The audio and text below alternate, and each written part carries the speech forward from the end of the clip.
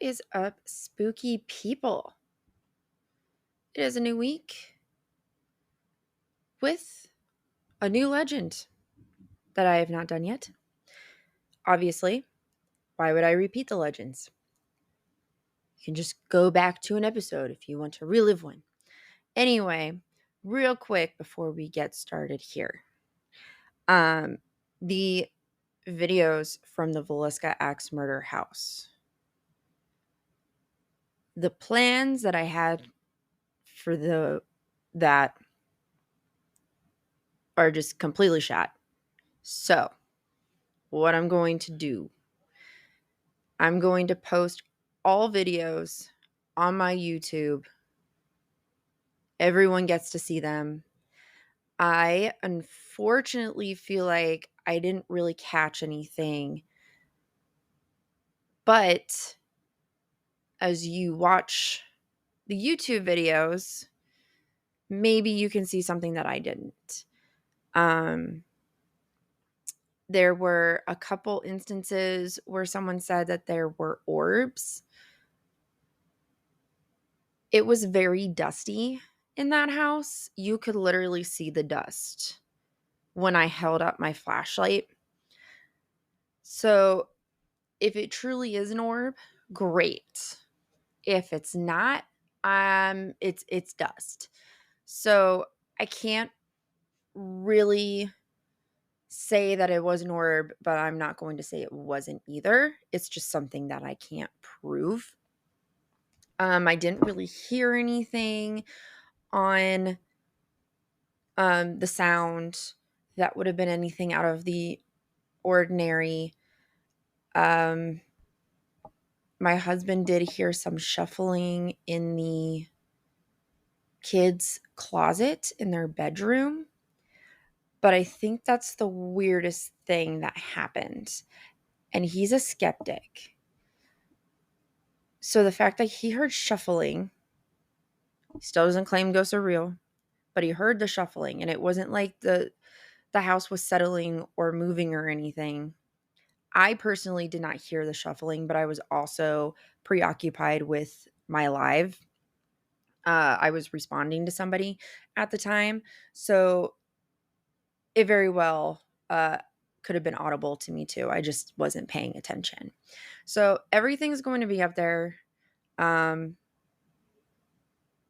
sorry I couldn't get the editing done the way I wanted it to be done. I don't know what's wrong with these files or Apple iMovie, because the videos play perfectly fine on their own. But when then I try to edit and cut and paste and all of that to make it flow between my videos and the video and the camcorder that I have my husband use, it's not working. I've struggled with it for 2 weeks now. I give up. And I am tired of making you guys wait for these videos. I'm so sorry. So everything's going to be up on YouTube today. And maybe you guys can see something I don't. Yes, it's like 2 or 3 hours long, just so you're aware. You'll have a couple parts that are my live because the signal sucked and it was cutting in and out and it dropped once. And then you've got the camcorder, and then you've got my regular Canon camera for when my phone died. So there will be like 4 or 5 parts on it that you can just sift through if you want to. And that is the new plan for the videos. And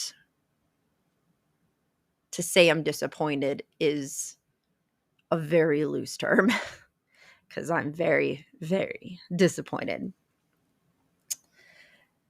Anyway, today I'm going to give you a local legend of Columbus, Ohio. And this is one that I learned about probably about 10 years ago. I had never heard this before. I have been to this location. I will be honest, we went on a whim. Just randomly, my friend was like, "Hey, there's this road that's like haunted, and there's a legend, and let's go here." And we did. And we didn't really know what we were looking for. And I should have looked it up, but I didn't. So here we are. I did learn a few things about this legend as I was putting this together that I didn't know, which was kind of interesting. So this is the legend of Walhalla Road in Ohio. It's kind of an off the beaten path road. You wouldn't know it was there really unless you knew it was there. I had kind of a hard time finding it at first, but then I ended up finding it. It is connected to Indianola Avenue, but if you weren't paying attention, you wouldn't know it was there. So Walhalla is in Walhalla Park Place. It's a section of Clintonville, and it is the legacy of Matthias Ambruser, who was a Bavarian immigrant and was fascinated by Norse mythology and the warriors. So they got Walhalla as the street name. And a lot of people, yes, mix it up with Valhalla. It is not Valhalla, it is Walhalla. So he was the first owner of the ravine in 1859. And in Norse mythology, Walhalla means the Great Hall of Dead Warriors. And then other street names around it are different Nordic names. One was Brynhild, Queen of Iceland, Midgard, God of Earth, Mimring, God of Water. I'm sorry if I messed that up. I'm not a Norse pagan. And Gudrun, who is also a Nordic princess. So there's also Druid streets in Clintonville. So the street names in Clintonville are pretty cool. But apparently, this is also known as the Gates of Hell, which that one was new to me. I had not heard of it being called the Gates of Hell. But, uh, you know, why not? I feel like everyone labels everything as the Gates of Hell. So I take those titles a little loosely. So the Walhalla Ravine served as a hideout for fugitive enslaved people in the 1800s. The Clintonville Chapel at Weber and High Street was a station where fugitive enslaved people were brought behind the church and hidden in the dark woods. Many people credit this part of Walhalla's history as to why it's so creepy, and there's more legends. One being so terrifying, apparently, that some people refuse to walk the road alone. And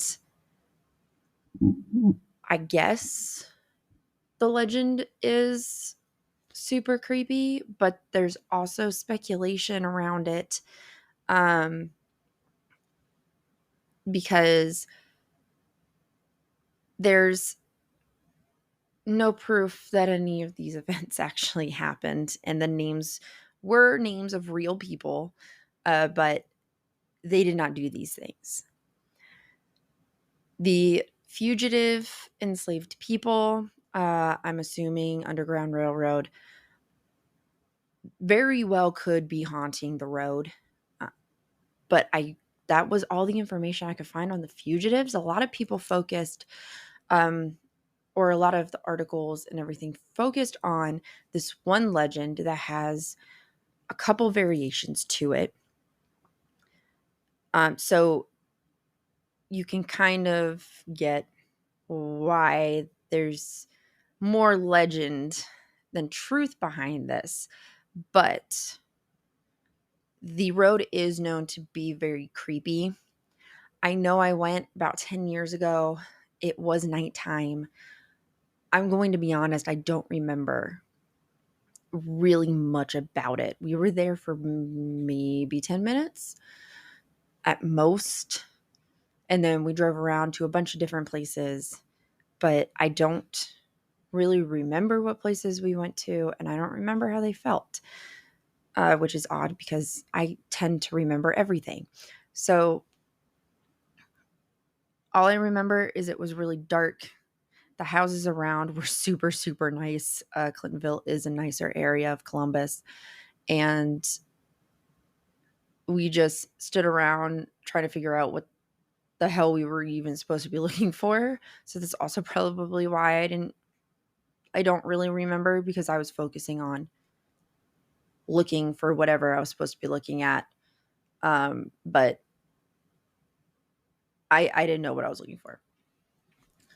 So we have a couple different variations of this. So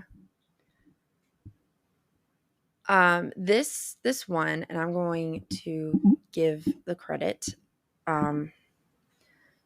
So urban legends and myths from around the world are published on this page.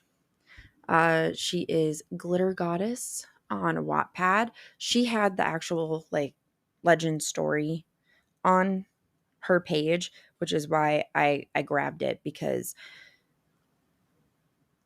I don't none of my books have this legend in it, which is shocking. It must be in a different Haunted Ohio book that I don't have yet. So I was glad she had this on her Wattpad. So it goes, Mooney's Mansion is an urban legend about a haunted house where a brutal mass murder is believed to have taken place years ago.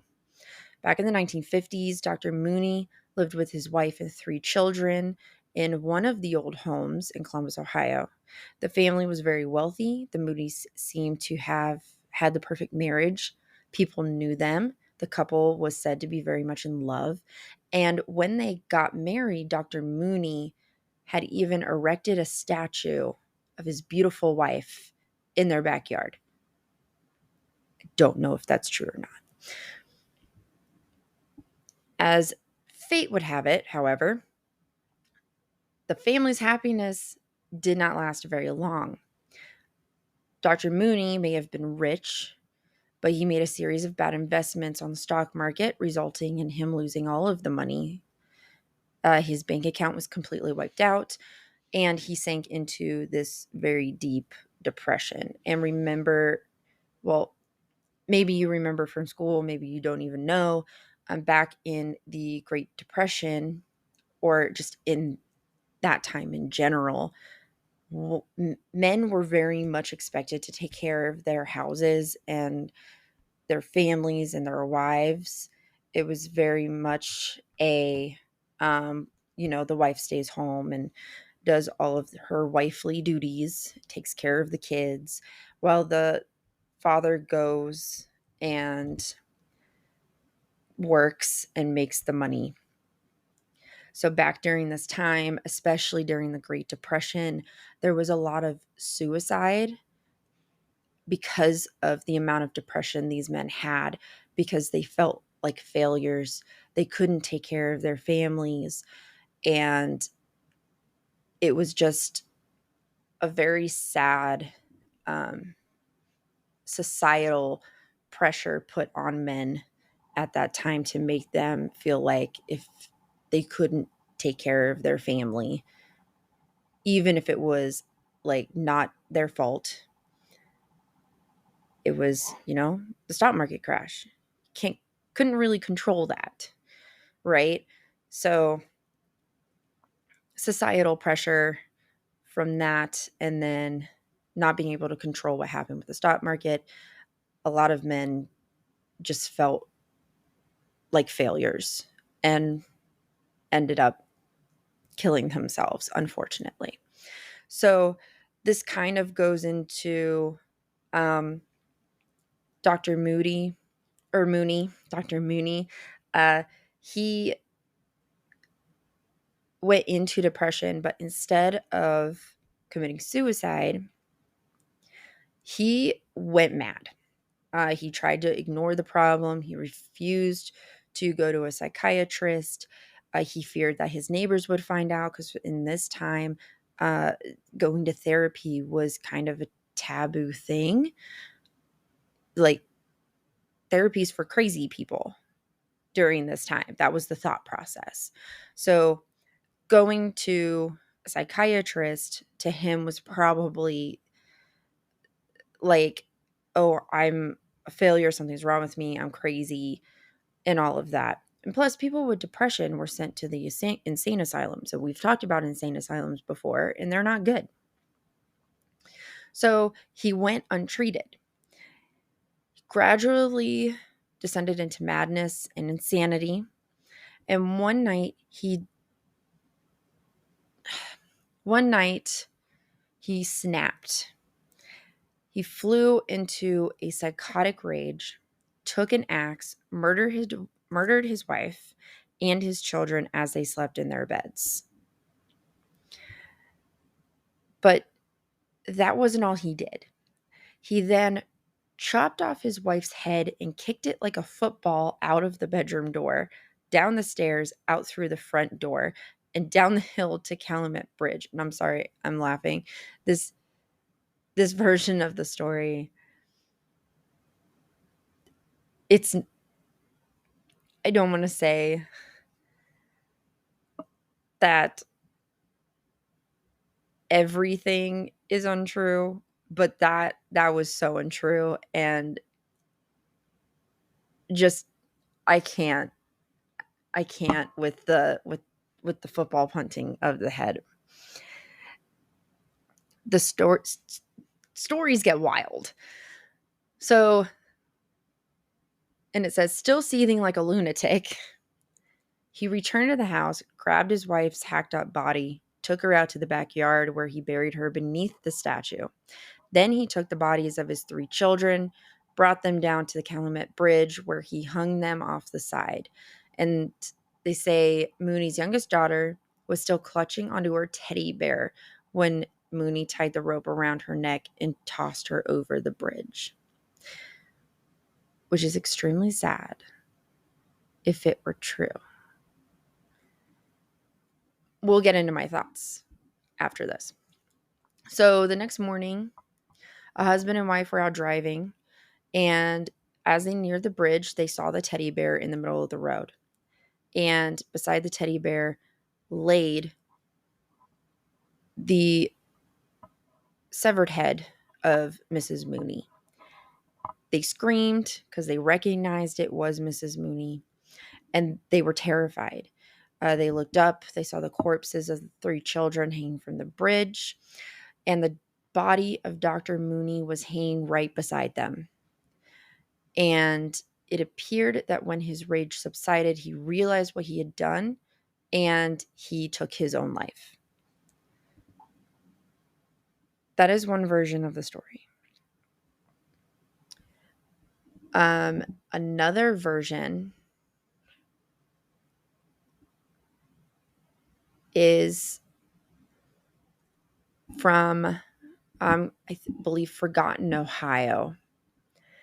And it is this. On a cool summer night, sometime in early mid-1900s, Dr. Mooney sat down to dinner with his wife and children in their mansion, and when the meal was interrupted by a phone call, Mrs. Mooney quickly grabbed the linen from her lap, dabbed the corners of her mouth, and raced upstairs to answer. Dr. Mooney put down his fork and knife, and he gripped his armrests of his chair, straining to hear the conversation. He could hear giggling. He was sure it was another man, a younger, more handsome man whom his wife had fallen for. I guess I should mention this. She was very much younger than he. I think there was a 10-year gap between them, if I remember correctly. And so he believed that she was in love with this younger man who was more handsome than him, and she had fallen in love with him, and now he's angry. He made his hands into fists, slammed them down on the table, leaving the china quivering. His children jumped and slid their chairs back to leave, but not before he grabbed them both by the arms. His strength trumped their thrashing as he dragged them out to the woodshed where he took their lives with an axe. He dragged the bloodied axe inside and let it bang against each stair as he ascended the staircase towards his wife, and then after dismembering her body, Dr. Mooney hung himself from the bridge on Walhalla Road. His slow descent to madness ended that night in the mutilation of his family and his own suicide, but many say his spirit never left. So, my thoughts. So, Dr. Mooney, as I've said, was a real person. There's record of him living in the mansion. There's record of him in general. But he died of pneumonia. His wife lived for 31 more years and died, I believe, of natural causes. Now, I have different theories onto why we have these legends. One, someone just wanted to scare a friend, girlfriend, boyfriend, whatever, and they just managed to make up this story that somehow got out of hand. Or there is some truth to this, but there's no record of it, and it was not Mooney. But because it was Mooney's mansion, it just happened to be his name attached to the story. I don't know. Did these happen? I don't know. The crime of passion in the second legend, I find a little unrealistic. Yes, she would have answered the phone. But I don't think that her having an affair would force him at the dinner table to automatically just kill his children. I know mental illness can do a lot of weird things to people, but I feel like if he was truly that angry, he would have gone after her first, the wife, and then the children, not the other way around, even though they were right there. But I don't know. I don't know. That's just my thought on it. It just seemed kind of abrupt that all of the sudden he, instead of confronting the wife first, he just automatically killed his children first and then went to his wife and killed her. That doesn't make much sense to me. So,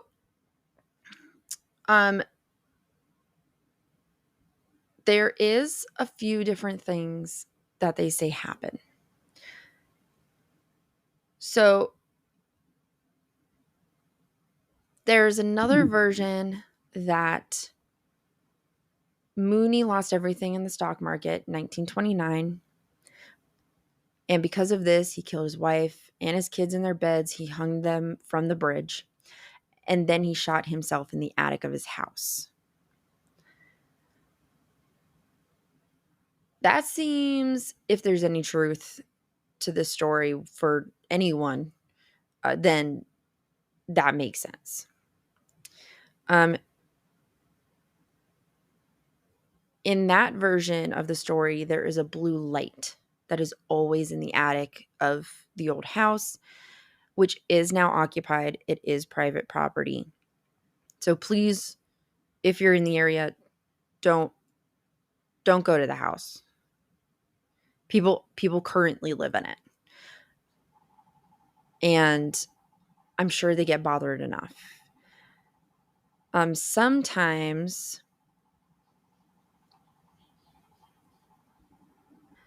I'm I'm trying to segue into this, and I'm not doing very well. Sometimes there's a Mooney is hanging with them from the bridge, and he hung himself after he took the bullets into the house. So in that version, he shot them. He didn't axe them. So one reasonably competent sounding report that the ghost hunters of the eastern United States had says Mooney's mansion is the house located on Walhalla Road closer to Indianola than High Street. And in one of the versions, it was more towards High Street. It is more towards Indianola. I can confirm that. So then they go on to say that the other variant is him kicking his wife's head. And with this version, the act you can see repeated with a phantom head if you climb to the right back staircase and knock on the door of the now abandoned, or so they say, Mooney place. I can confirm to you it is not abandoned. Please don't go knock on their door. So a couple of people from the ghost hunters of the eastern United States went. They tried it and discovered that no severed head bounced down after them, and the house was not abandoned, nor was there a life-size statue in the backyard of a woman, which will bleed in all the places where the wife received axe blows. Others say the hangers from the Calumet Bridge aren't the Mooney family at all, but are ghosts of women raped and murdered in the isolated hollow over the years. And perhaps their sad cases account for all the safety lights. There are a lot of safety lights.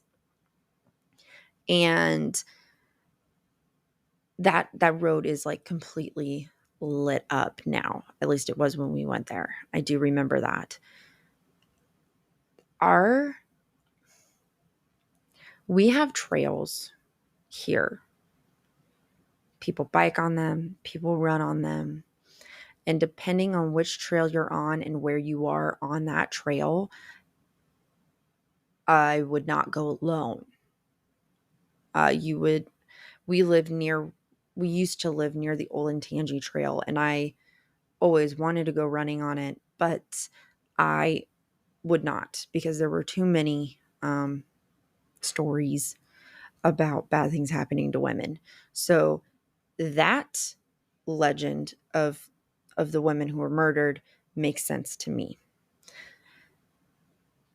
A lot of our trails are covered in trees in wooded areas, pretty secluded at some points of the trails. So that does not surprise me.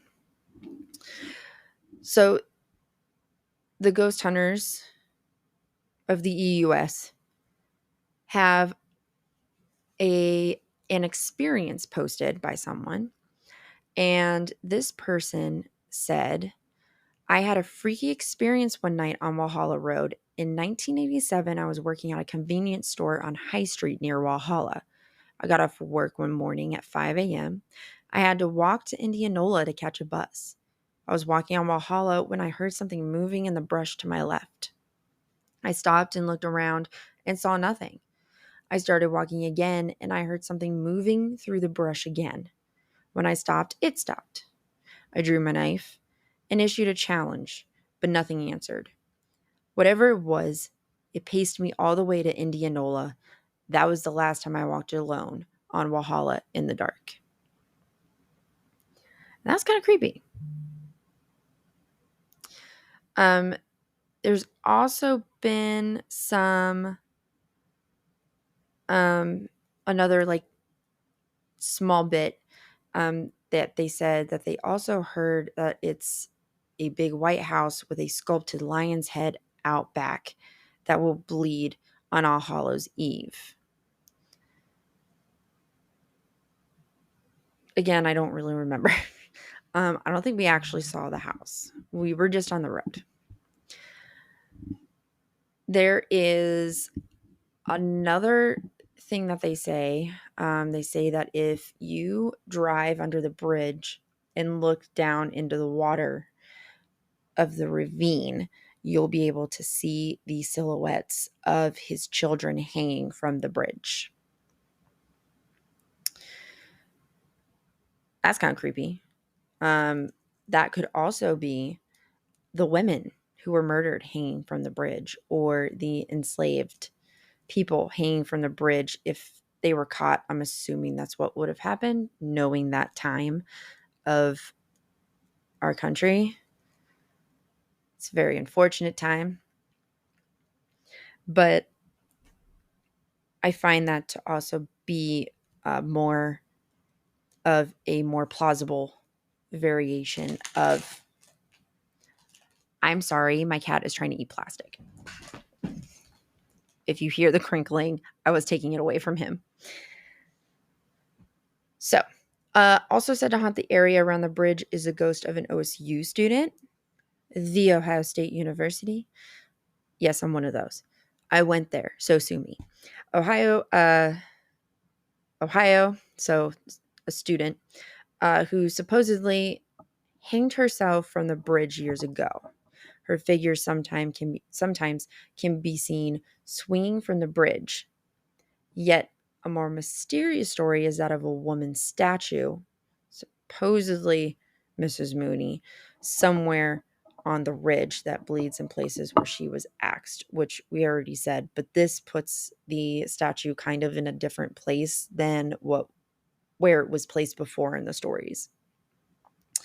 There's also been many reports of phantom dogs and ghostly vehicles chasing people away who stop along the road. It's kind of creepy. I was not chased off. But so those are the two main stories of Walhalla, with a couple smaller little tidbits there that may or may not have happened. It just depends on who you talk to. The stories are also sometimes placed in the 1950s, not the Depression era. So you can see there's these big gaps of time where you can kind of start questioning validity. But as I've explained, I believe every story has some tidbit of truth to it. And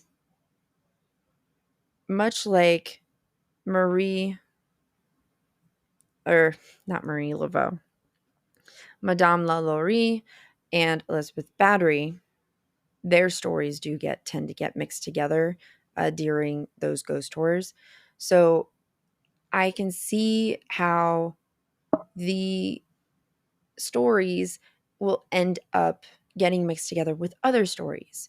So maybe there was an axe murder. They just put the wrong person in the story, the wrong family in the story. People could be hanging from the bridges, but they're not of the family. They're of the women who were raped and murdered. They're of the enslaved people who may have been caught. Those are plausible explanations for seeing those figures hanging from the bridge. So they did say it is possible that whoever made the story may have based it on a real life axe murder that happened almost 100 years ago from the story. This was written in mid 2010s. And it was a man in the university district slaughtered his wife, daughter, and sister-in-law and almost killed his mother-in-law in a meticulously planned murder plot that ended in his suicide. And you can read about this in the historic Columbus crimes, Mamas in the Furnace, The Thing, and More by David and Elise Myers. So again, there's truth to this legend. There's some bit of truth to this legend. It's just not Mr. Mooney. So, as you can probably tell, this street attracts many ghost hunters and skeptics. The ghost hunting gays of Ohio claim that the energy is very off, as if they're being watched. And one of the group's leaders, Nick Prost, vowed that he would never walk Walhalla Road ever again. So, sup, ghost hunting gays of Ohio. I know who you are. And I'm pretty sure I follow Nick Post on a couple of different things. So, you guys are pretty cool. Shout out right there. Not that you'll ever hear this, but if you do, what's up? I'm a fan. Anyway, so fact, Dr. Mooney was a medical doctor. Oh, but he died at 74, not 71. And it is by pneumonia, and left behind his wife and kids. His wife died 31 years later of natural causes. Another fun fact, if you put your car in neutral at just the right spot before the bridge, your car will roll backwards, even though the general terrain of the area slopes towards High Street. And the urban legend aspect of this is that it's the souls of past victims trying to protect you and push you away from the bridge. I know people who have done this. It happens. It's spooky. But doing it at night is way scarier than during the day. So if you do want to experience your car rolling backwards, nighttime is the time to do it. The nighttime does help. You feel more like you're getting pushed the opposite way you would expect your car to roll. I don't know what it is about the physics of that, but that is something that does happen. It's interesting. I don't really know the science behind it. Maybe it is the ghosts pushing you away from the bridge, trying to save you. The world may never know. So, that is the legend of Walhalla Road in Columbus, Ohio. It's one of the more famous legends around here. The conclusion to this is the ghosts that haunt this road, I believe, are the women victims and the enslaved people victims that may have died on or near this road. And the legend itself is mixed up with the axe murder that happened over 100 years ago by a different person who slaughtered his wife and daughter and sister-in-law and almost his mother-in-law. So that's Walhalla, guys. If you're in Columbus and want to find it, go on ahead. Experience your car rolling backwards, being pushed backwards by some ghosts. Look into the ravine. See if you can see any silhouettes of people hanging from the bridge. If you see a blue light, that one has been debunked. The previous owners, I don't think you can see it anymore, but the previous owners would have a blue light in their house because of the legend to freak people out. I don't think they have that anymore. Unfortunately, the blue light was not real. But the ghost stories still live on. This histories will still live on. This legend will still live on. But the main two things, if you want to experience anything, is trying to see if you can see silhouettes hanging from the bridge and feeling your car being pushed backwards by some ghosts. Again, please, if you do go, don't bother the people that live there. Please don't do that. I'm sure they get bothered enough. But just please leave them alone. Nothing happened in that house. It's just an urban legend. That's what we're here for, to learn urban legends and their history. And there's some, I mean, we got ghost stories, guys. 100%. I know I pick apart these things and I nitpick. But I'm also just trying to show there's explanations to things. I do 100% believe in the supernatural and the ghosts. I believe I've said this before, but I am sensitive. So I am not discrediting any type of existence of the supernatural. I 100% believe in the supernatural. I just also look at things scientifically, because I like having that concrete proof that something actually happened. Here, I will give you a quick rundown of something that I experienced. There is a cemetery called Woolly Burger Cemetery. You can't, it's private property. And to be completely honest, whoever took over the property completely revamped it, and you can't get to the trail or anything. The trail was also kind of dangerous because hunting season, people would hunt back in that field and everything that was behind the trail and all of that. So just they just closed it off so people couldn't get back there and possibly get shot. There was a lot of rumors there that a lot of satanic cults would do sacrifices and have rituals back there. I did see a lot of pentagrams,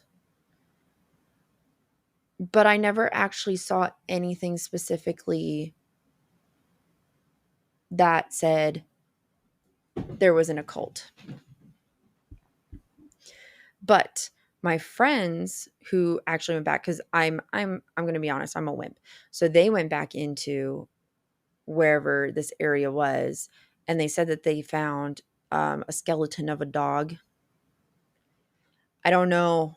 I didn't actually see it, and I'm one girl with 5 guys. So because all my friends in high school were guys, so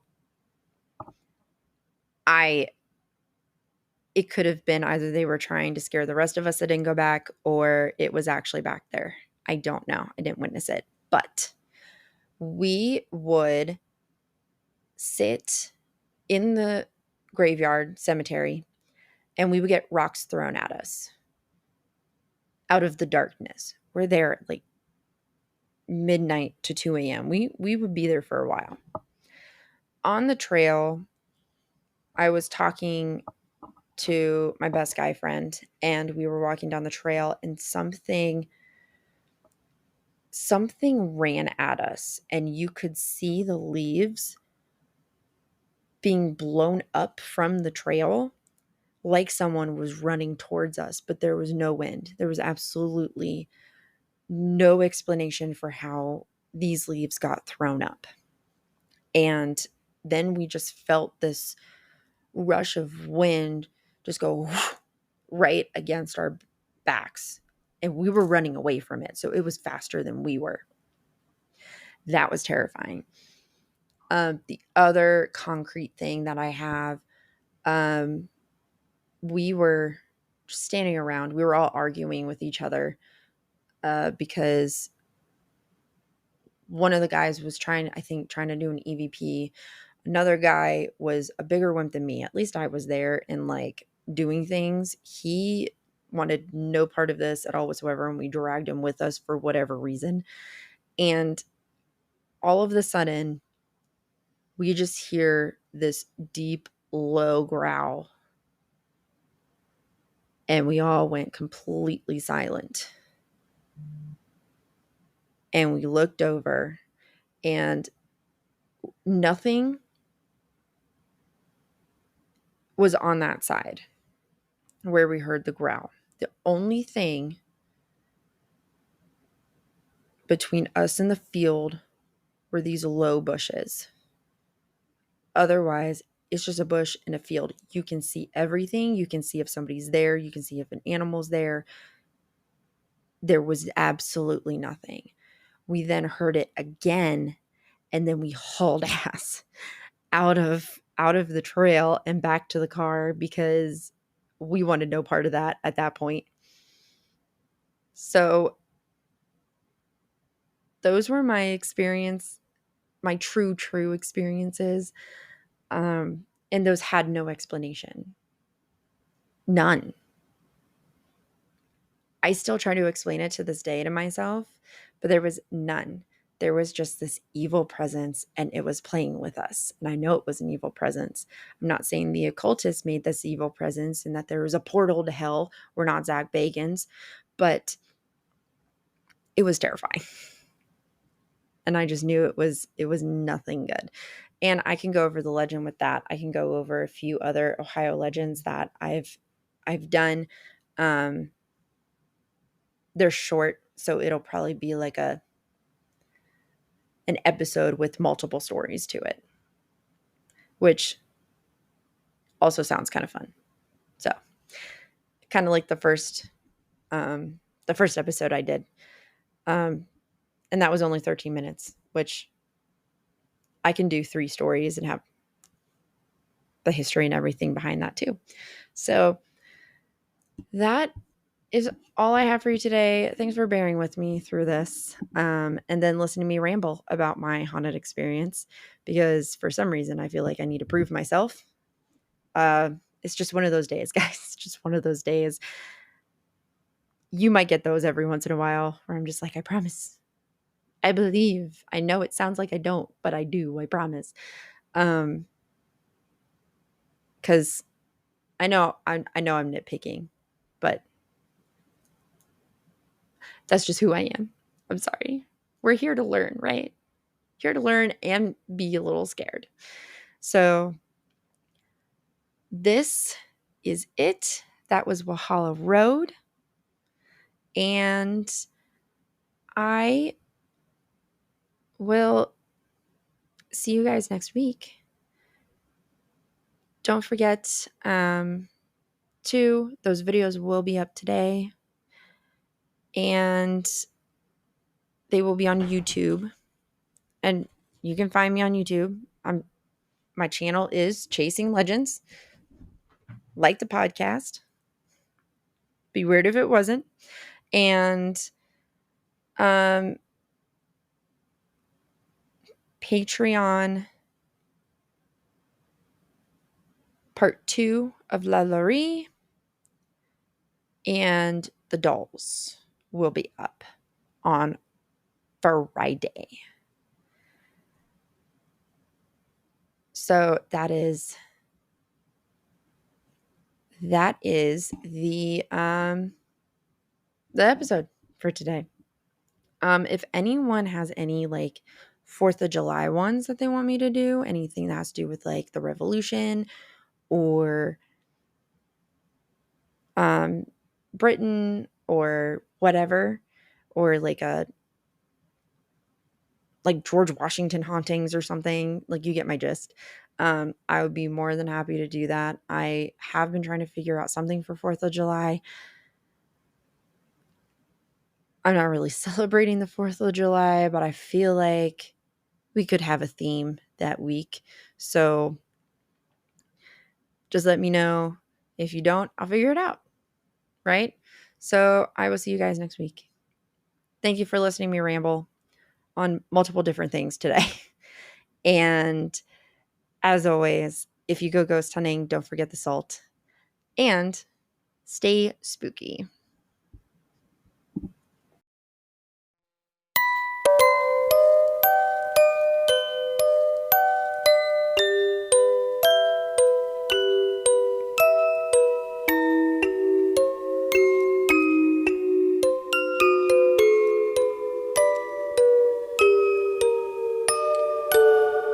Chasing Legends.